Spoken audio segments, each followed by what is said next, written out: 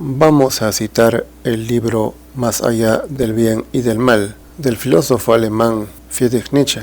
En la sección primera, titulada de los prejuicios de los filósofos, dice: la voluntad de verdad, que todavía nos seducirá a correr más de un riesgo, esa famosa veracidad de la que todos los filósofos han hablado hasta ahora con veneración. ¿Qué preguntas nos ha propuesto ya esa voluntad de verdad? ¿Qué extrañas, perversas, problemáticas preguntas? Es una historia ya larga, y no parece, sin embargo, que apenas acaba de empezar. Puede extrañar el que nosotros acabemos haciéndonos desconfiados, perdiendo la paciencia y dándonos la vuelta impacientes. El que también nosotros, por nuestra parte, aprendamos de esa esfinge a preguntar: ¿quién es propiamente el que aquí nos hace preguntas? ¿Qué cosa existente en nosotros es lo que aspira propiamente a la verdad? De hecho, hemos estado detenidos durante largo tiempo ante la pregunta que interroga por la causa de ese querer, hasta que hemos acabado deteniéndonos del todo ante una pregunta aún más radical. Hemos preguntado por el valor de esa voluntad, suponiendo que nosotros queramos la verdad. ¿Por qué no más bien la no verdad? Y la incertidumbre, y aún la ignorancia. El problema del valor de la verdad se plantó delante de nosotros, o fuimos nosotros quienes nos plantamos delante del problema. ¿Quién de nosotros es aquí Edipo? ¿Quién esfinge? ¿Es este, a lo que parece, un lugar donde dan cita preguntas y signos de interrogación? Y se creería que a nosotros quiere parecernos en última instancia que el problema no ha sido planteado nunca hasta ahora, que ha sido visto, afrontado, osado por vez primera por nosotros, pues en él hay un riesgo y acaso no exista ninguno mayor. 2. ¿Cómo podría una cosa surgir de su antítesis? Por ejemplo, la verdad del error, o la voluntad de verdad de la voluntad de engaño, o la acción desinteresada del egoísmo, o la pura y solar contemplación del sabio de la concupiscencia. Semejante génesis es imposible. Quien con ello sueña, un necio, incluso algo peor. Las cosas de valor sumo es preciso que tengan otro origen, un origen propio. No son derivables de este mundo pasajero, seductor, engañador, mezquino, de esa confusión de delirio y deseo. Antes bien, en el seno del ser, en lo no pasajero, en el Dios oculto, en la cosa en sí, ahí es donde tiene que estar tu fundamento, y en ninguna otra parte. Este modo de juzgar constituye el prejuicio típico por el cual resultan reconocibles los metafísicos de todos los tiempos. Esta especie de valoraciones se encuentra en el trasfondo de todos sus procedimientos lógicos. Partiendo de este creer suyo, se esfuerzan por obtener su saber, algo que al final es bautizado solemnemente con el nombre de la verdad. La creencia básica de los metafísicos es la creencia de la antítesis de los valores. Ni siquiera a los más previsores entre ellos se les ocurrió dudar ya aquí en el umbral, donde más necesario era hacerlo. Sin embargo, aun cuando se habían jurado dudar de todas las cosas, pues en efecto es lícito poner en duda en primer término que existan en absoluto antítesis, y en segundo término que esas populares valoraciones y antítesis de valores sobre las cuales han impreso los metafísicos su sello sean algo más que estimaciones superficiales, sean algo más que perspectivas provisionales, y además, ¿acaso perspectivas tomadas desde un ángulo, de abajo arriba, perspectivas de rama, por así decirlo, para tomar prestada una expresión corriente entre los pintores? Pese a todo el valor que acaso corresponda a lo verdadero, a lo veraz, a lo desinteresado, ¿sería posible que a la apariencia, a la voluntad de engaño, al egoísmo y a la concupiscencia hubiera de atribuirles un valor más elevado o más fundamental para toda vida? ¿Sería incluso posible que lo que constituye el valor de aquellas cosas buenas y veneradas consistiese precisamente en el hecho de hallarse emparentadas, vinculadas, entreveradas de manera capciosa con estas cosas malas, aparentemente antitéticas, y quizás en ser idénticas esencialmente a ellas? Quizás, mas quien quiere preocuparse de tales peligrosos, quizás, hay que aguardar para ello a la llegada de un nuevo género de filósofos que tengan gustos e inclinaciones diferentes y opuestos a los tenidos hasta ahora.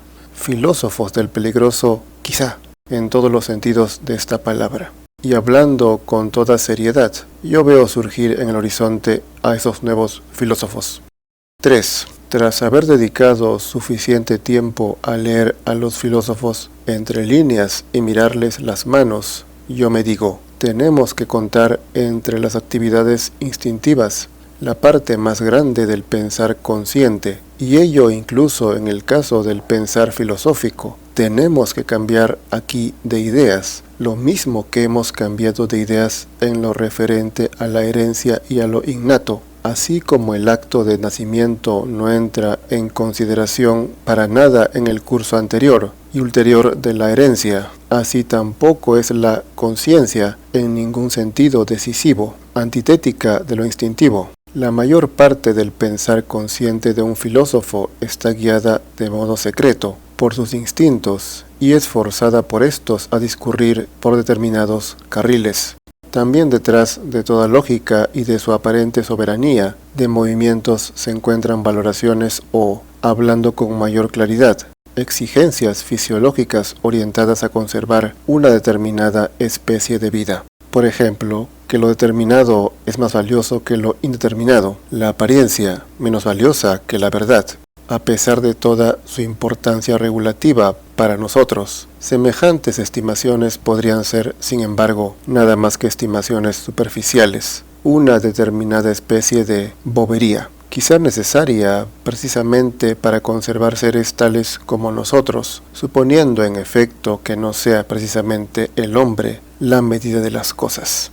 La falsedad de un juicio no es para nosotros ya una objeción contra él. ¿Acaso sea en esto en lo que más extraño suene nuestro nuevo lenguaje? La cuestión está en saber hasta qué punto ese juicio favorece la vida, conserva la especie, quizá incluso selecciona la especie, y nosotros estarnos inclinados por principio a afirmar que los juicios más falsos, de ellos forman parte los juicios sintéticos a priori, son los más imprescindibles para nosotros, que el hombre no podría vivir si no admitiese las ficciones lógicas, si no midiese la realidad con el metro del mundo puramente inventado de lo incondicionado, idéntico a sí mismo, si no falsease permanentemente el mundo mediante el número. Que renunciar a los juicios falsos sería renunciar a la vida, negar la vida, admitir que la no verdad es condición de la vida.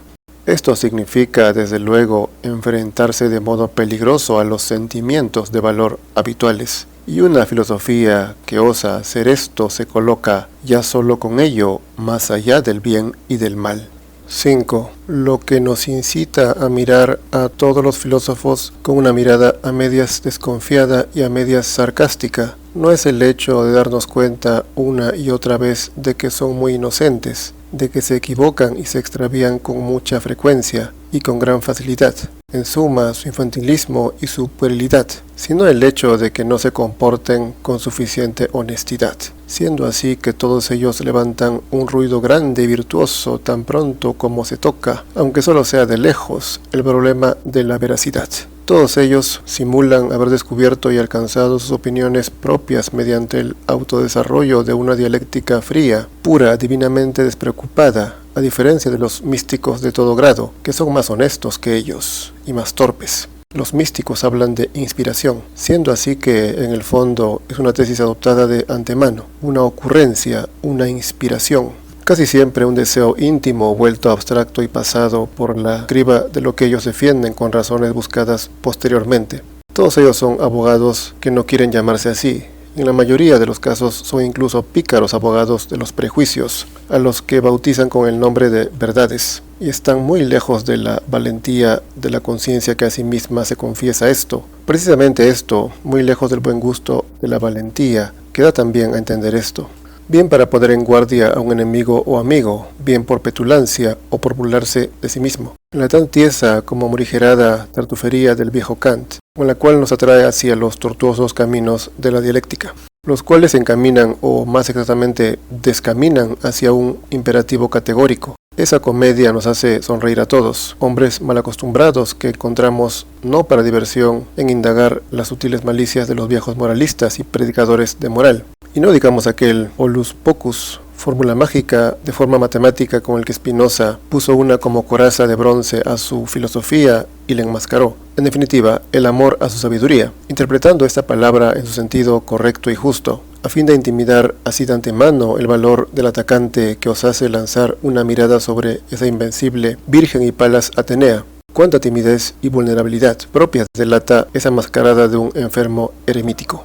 6. Poco a poco se me ha ido manifestando qué es lo que ha sido hasta ahora toda gran filosofía, a saber, la autoconfesión de su autor y una especie de memorias, no queridas y no advertidas. Asimismo que las intenciones morales o inmorales han constituido en toda filosofía el auténtico germen vital del que ha brotado siempre la planta entera. De hecho, para aclarar de qué modo han tenido lugar propiamente las afirmaciones metafísicas más remotas de un filósofo, es bueno comenzar siempre preguntándose ¿a qué moral quiere él llegar? Yo no creo, por lo tanto, que un instinto de conocimiento sea el padre de la filosofía, sino que aquí, como en otras partes, un instinto diferente se ha servido de conocimiento y del desconocimiento, nada más que como de un instrumento. Pero quien examina los instintos fundamentales del hombre con el propósito de saber hasta qué punto precisamente ellos pueden haber actuado aquí como genios, o demonios, o duendes, inspiradores, encontrará que todos ellos han hecho ya alguna vez filosofía, y que a cada uno de ellos le gustaría mucho presentarse justo a sí mismo como finalidad última de la existencia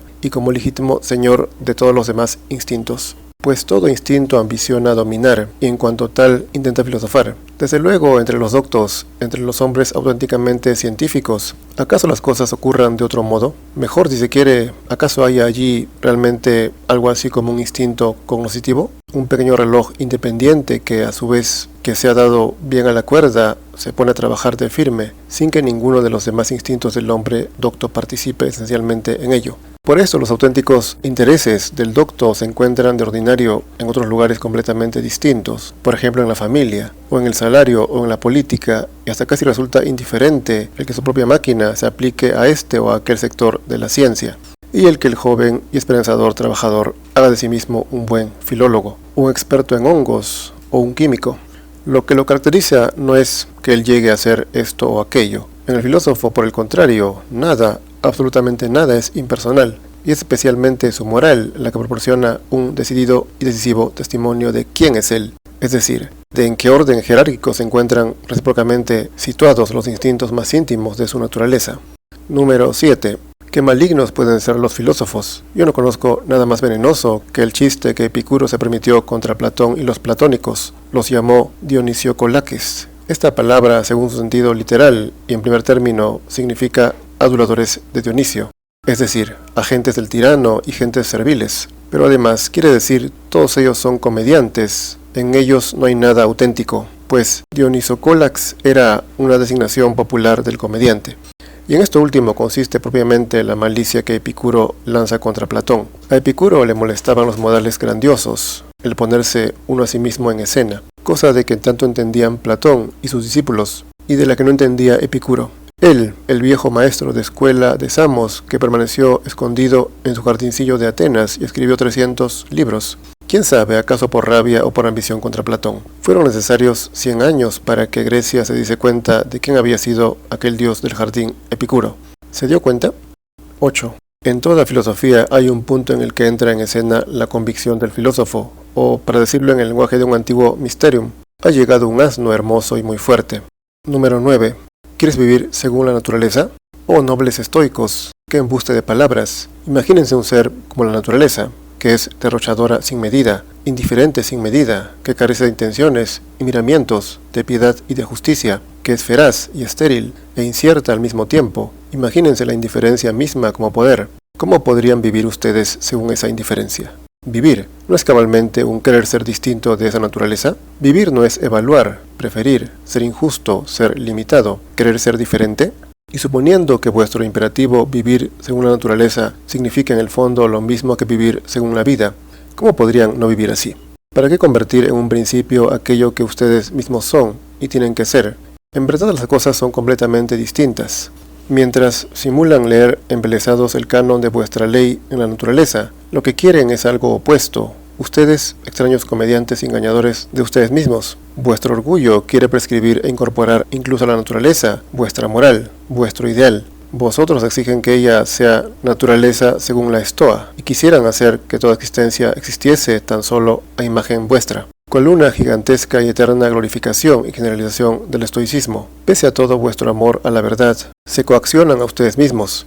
Sin embargo, durante largo tiempo, tan obstinadamente, con tal fijeza hipnótica, al ver la naturaleza de un modo falso, es decir, de un modo estoico, que ya no son capaces de verla de otro modo. Y cierta soberbia abismal acaba infundiéndoles incluso la insensata esperanza de que, porque ustedes sepan tiranizarse a ustedes mismos, estoicismo es tiranía de sí mismo. También la naturaleza se deja tiranizar. ¿No es en efecto el estoico un fragmento de la naturaleza? Pero esta es una historia vieja, eterna. Lo que en aquel tiempo ocurrió con los estoicos sigue ocurriendo hoy tan pronto como una filosofía comienza a creer en sí misma. Siempre crea el mundo a su imagen, no puede actuar de otro modo. La filosofía es ese instinto tiránico mismo, la más espiritual voluntad de poder, de crear un mundo, de ser la causa primera.